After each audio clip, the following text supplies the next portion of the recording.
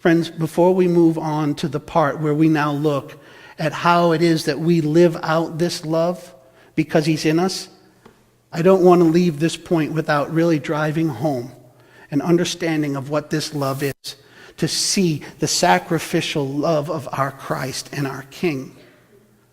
For to miss this is to go ahead and start off on the road of superficiality. You miss the love of Christ and let it be redefined by our culture, and you will quickly embrace a superficial religion that has nothing to do with a relationship with Christ. I hear so often that we're over the top, that it's too much. Friends, it's only too much if you want to reject God and his word. This is what he says. Listen to verse 12. No one has seen God at any time. If we love one another, then God abides in us and his love is perfected in us. By this we know that we abide in him. By this we know that we abide in him and he in us, because he has given us his Spirit. He says, when the Spirit of God is in you and God is in you, you will have this supernatural love. The first opening part of that verse can confuse some people. He says, no one has seen God at any time. It almost sounds like, why would he put that there? I'll tell you what the context is telling us. He's saying, listen, today most people can't see God, but they can see him in you if you will be Koinonia. They will see him if my church will be my church. That's the whole expression here. He says, if we love one another, that is the implied solution to the implied problem. Nobody has seen God. Yeah, but if we love one another, then they will see God. They will see him in us and through us. In verse 15, he says, whoever confesses that Jesus is the Son of God, God abides in him and he in God. The key here is to confess.